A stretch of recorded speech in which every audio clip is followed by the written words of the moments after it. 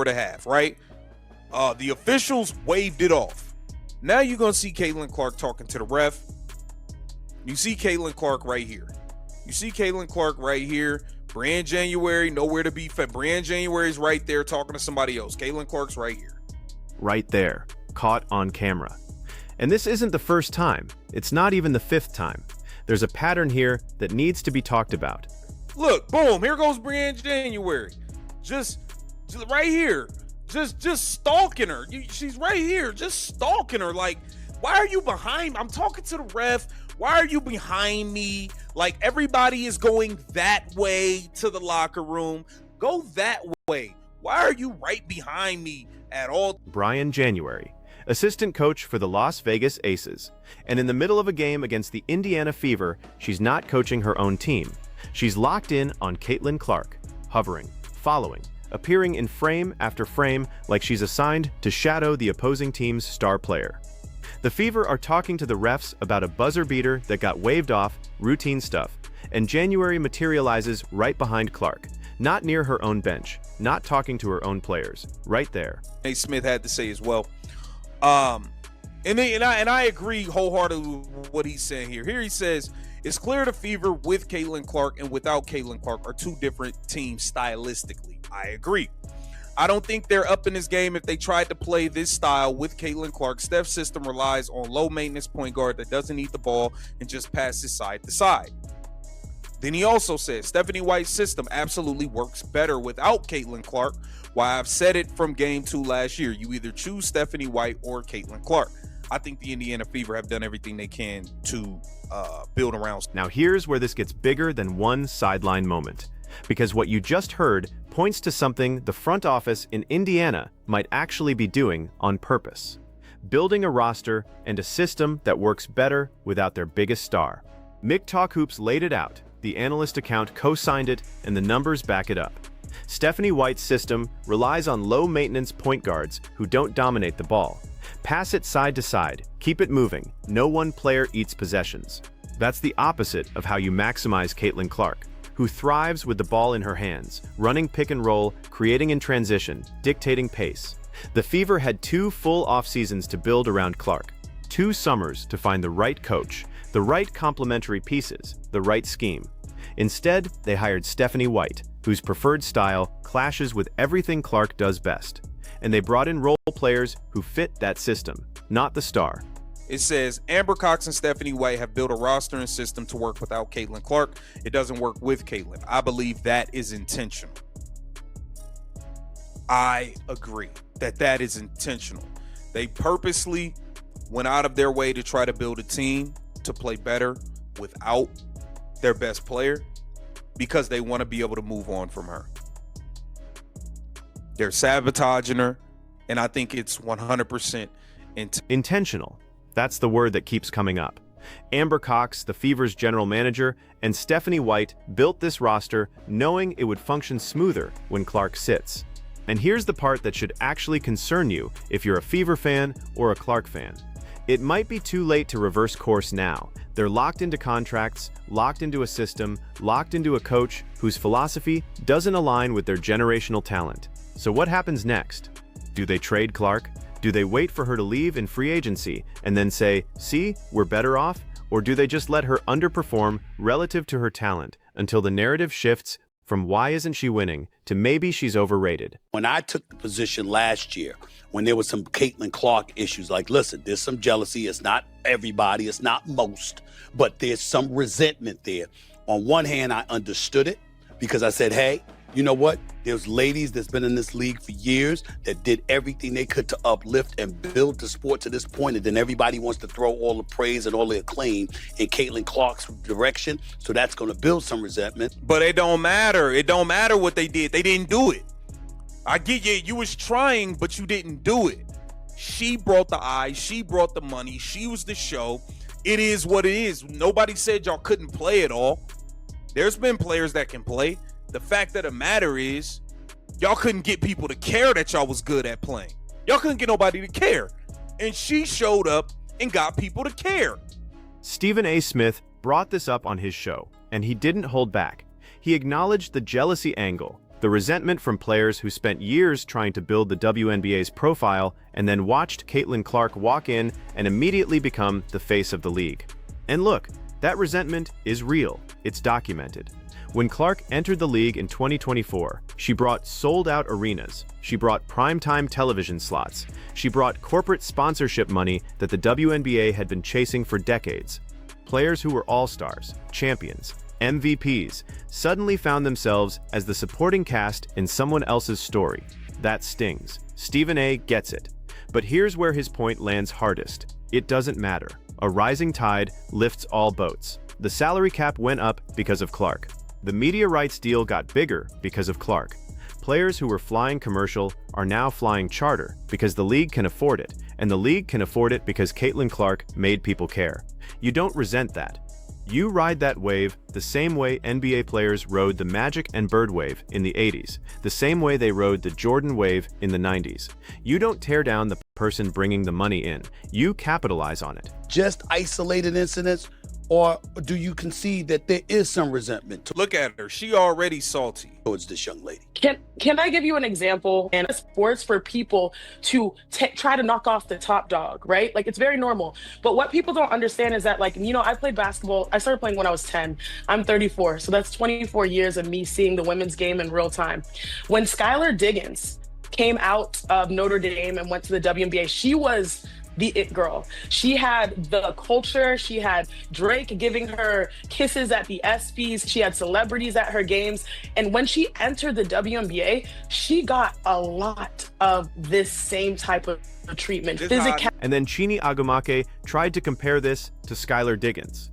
Said Diggins got the same treatment when she came out of Notre Dame, that she was the it girl, had Drake at her games, had celebrities showing up, and dealt with physicality in the league too. But that comparison falls apart immediately. Skylar Diggins never got clotheslined on a breakaway and had the league look the other way. She never had opposing coaches stalking her on the sideline during games. She never had analysts on national television openly questioning whether she deserved the attention she was getting.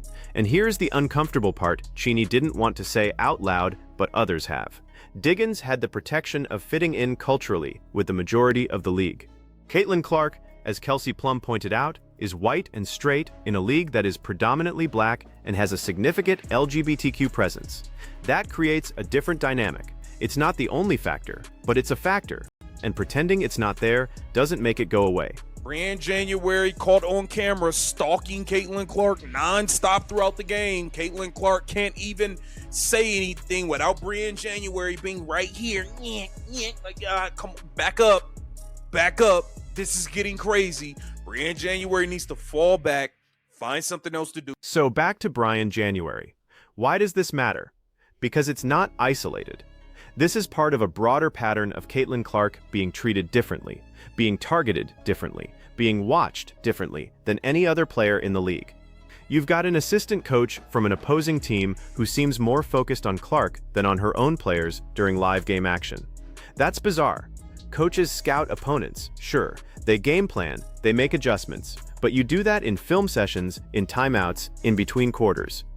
You don't shadow a player from the other team while the game is happening unless you're trying to send a message. And the message here is clear. We're watching you. We're on you. You're not welcome. She cap. First off, you full of crap. Skylar Diggins, I don't care what she did. She didn't get treated the way Caitlin Clark got treated in this league. You can knock it off. You can see Kelsey Plum's comments. Listen, when you're white and you're straight, you deal with a different level of it in this league, bro. At least Skylar Diggins had the black part going for her. I mean, yeah, I'm just saying. Like, nah, we're not about to sit here and lie and pretend like Skylar Diggins was treated and targeted and attacked the way Caitlin Clark has been.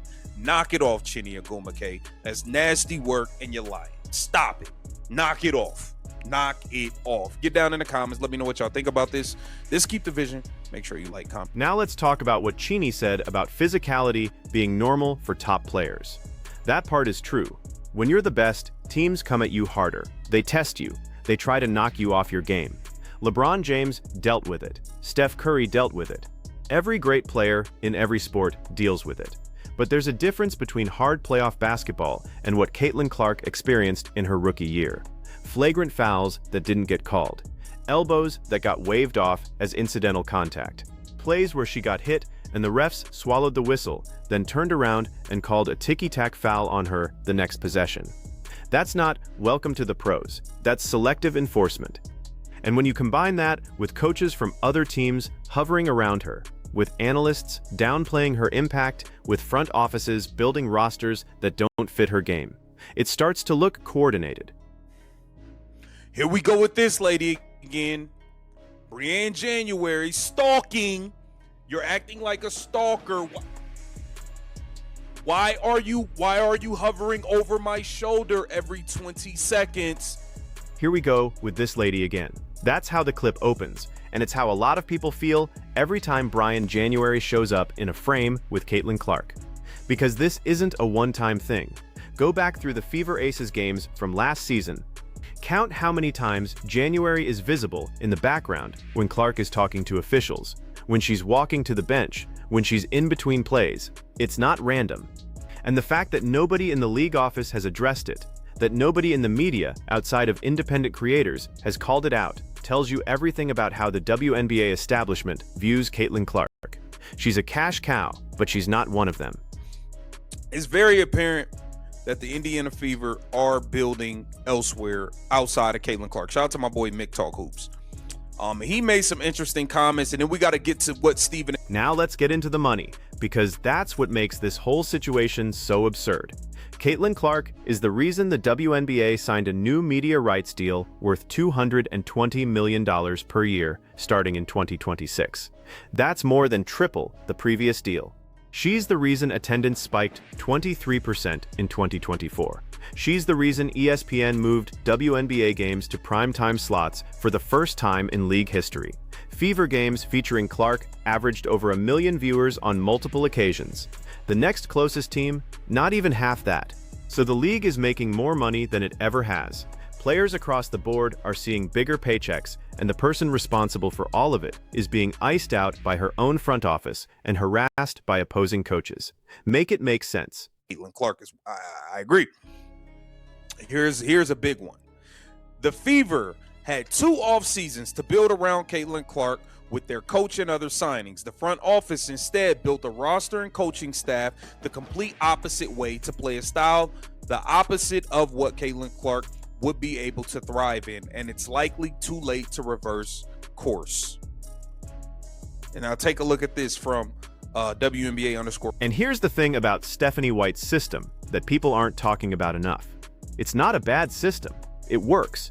The Fever have actually won games without Clark on the floor using that low-maintenance, ball movement style. But that's exactly the problem. If your system works better without your best player, you built the wrong system.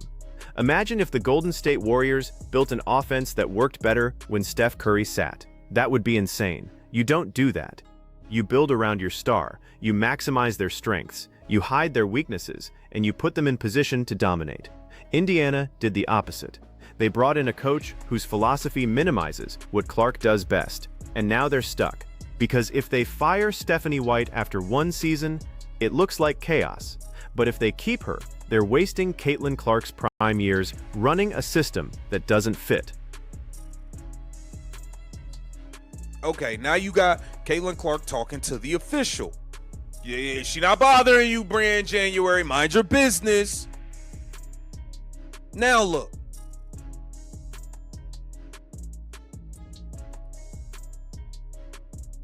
Hold on. Let me get the right one for y'all, man, because Briann January's popping up like the damn. Look at the clip again. Clark is talking to the ref. Normal stuff. Players talk to refs 100 times a game, and Briann January, who should be focused on her own team during a live game, appears out of nowhere and positions herself directly behind Clark, not to the side, not at a distance.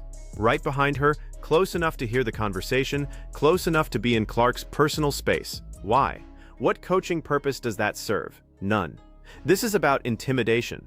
This is about making Clark feel watched, uncomfortable, unwelcome. And it's working, because you can see it in her body language throughout the season.